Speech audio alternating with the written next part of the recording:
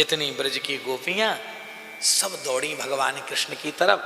भगवान ने उन सब का स्वागत किया कि स्वागतम भो महाभागा प्रियम किम करवाणि वह ब्रजस्या नामयम कच्चे ब्रूता गमन कारणम के रजन्ये सा घोर रूपा घोर सत्वन सेविता प्रतियात व्रजम नेहस्थेयम स्त्री भी सुमध्यमा।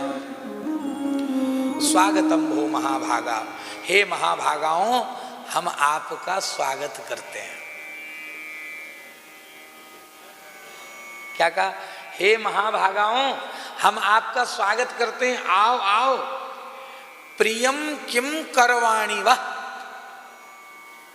इस वन को तुम सब क्यों आई हो, क्या करने आई हो यहाँ? ब्रजस्या नामयम कच्चे ब्रूतागमन कारणम। ब्रूतागमन कारणम, आगमन का कारण बताओ। गोपियां मुस्कुराने लगी भगवान को देख के। हे कन्हैया, पहले तो तुम हमें मुरली में से हमारा नाम लेकर बुलाते हो और जब हम आ गई तो हमसे पूछ रहे हो कि क्यों आई हो। ये कौन सी बात हुई? अरे तुमने पुकारा तो हम आई, बंसी में से नाम लिया। भगवान बोले आई क्यों हो? क्या चंद्रमा की चांदनी देखने आई हो शरद पूर्णिमा में, या खिलती हुई बालुका यमुना की देखने आई हो, या सुंदर सुंदर जो मल्लिका के पुष्प यहाँ खिले हुए हैं, शरदोत फुल्ल मल्लिका, जिनसे सुंदर लताएं पुष्प के बोझ से झुक रही हैं यमुना की तरफ, क्या इस शोभा को निहारने आई हो? रजन्ये सा घोर रूपा घोर सत्वन सेविता। इतनी घोर रात्रि में तुम्हें जो है डर नहीं लगा? क्या करने आई हो इतनी गहरी रात में? सुनो, अब तुमने वन की शोभा यदि देख ली हो तो तुरंत अपने घर जाओ। एक बात और है, भगवान यहाँ बड़ी सुंदर सुंदर बातें कह रहे हैं। भगवान कह रहे हैं कि मातरः पितरः पुत्र भ्रातरः पतयश्चवा विचिन्वन्ति यपश्यन्तो मां कृण्वं बन्धु सात्वतं। कि दृष्टं वनं कुसुमितं राकेश कररञ्जितं कि यमुना निललीलैज तरुपल्लव शोभितम्। दृष्टम वनम कुसुमितम, तुमने खिलते हुए पुष्पों को देख लिया हो, खिलती हुई बालुका को देख लिया हो, यमुना की धारा को देख लिया हो, तो अब तुम अपने घर जाओ। मातरा पितरा, तुम्हारे माता पिता, तुम्हारे भाई बंधु, तुम्हारे पति क्या कहेंगे? तुम जब यहाँ से लौट कर जाओगी तो क्या उत्तर दोगी वो जब तुमसे पूछेंगे कि इतनी रात्रि को वन में क्या करने गई थी? भगवान ने यहाँ सुंदर उपदेश किया। क्या उपदेश किया? कि अरे गोपियों, कुलवती नारियों को अपने पति को छोड़कर परपुरुष का चिंतन नहीं करना चाहिए। पातिव्रत धर्म का उपदेश कर रहे हैं। कह रहे हैं कि तुम सब कुलवती नारियां हो और इतनी रात को यहां आई हो।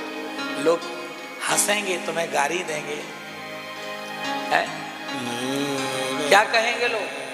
हंसेंगे लोग, देंगे गाली, लोग हंसेंगे, गालियां देंगे। कैसे तुम सब बन को आई, भूल चतुरता भैरी गंवारी। ये चतुरता भूल करके गंवारों की तरह ये उल्टे पुल्टे श्रृंगार पहन करके तुम सब आ गई हो यहाँ, और यहाँ से जाओगी तो तुम्हारे पति क्या कहेंगे? इतनी रात को कहाँ गई थी? तब क्या उत्तर दोगे? यहाँ भगवान ने उपदेश किया। कह रहे हैं भगवान उन युवतियों से, ब्रज युवतियों से, ब्रजांगनाओं से क्या कह रहे हैं? जुवतिन को यह धर्म है, माने पति को देव।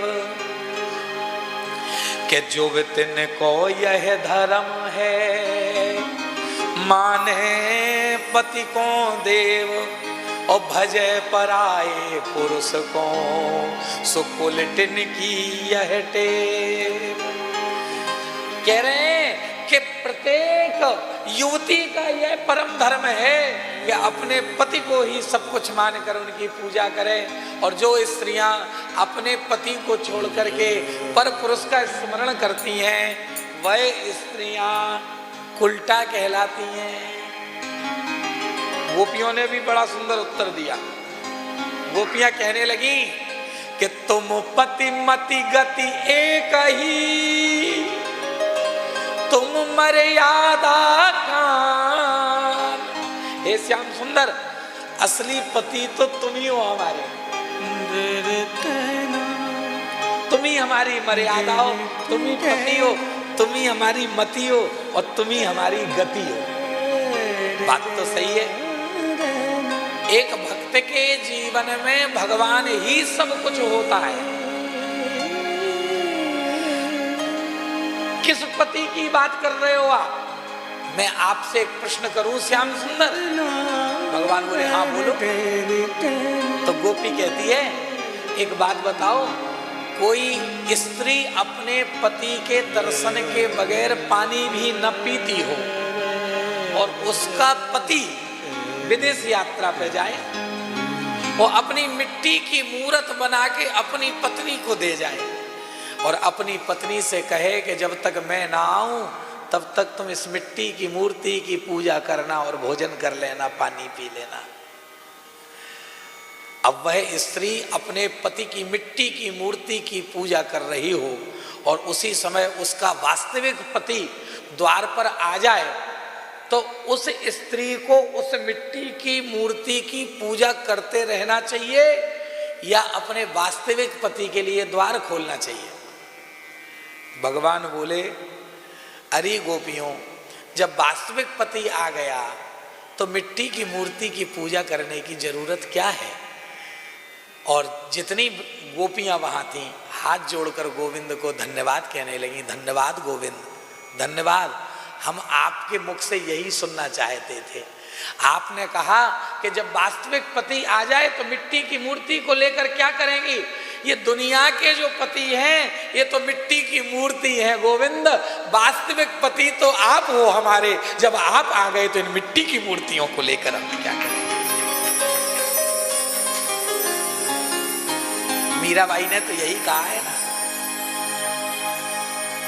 मेरे तो गिरधर गोपाल दूसरो न कोई, और जाके सिर मोर मुकुट मेरो पति सोई।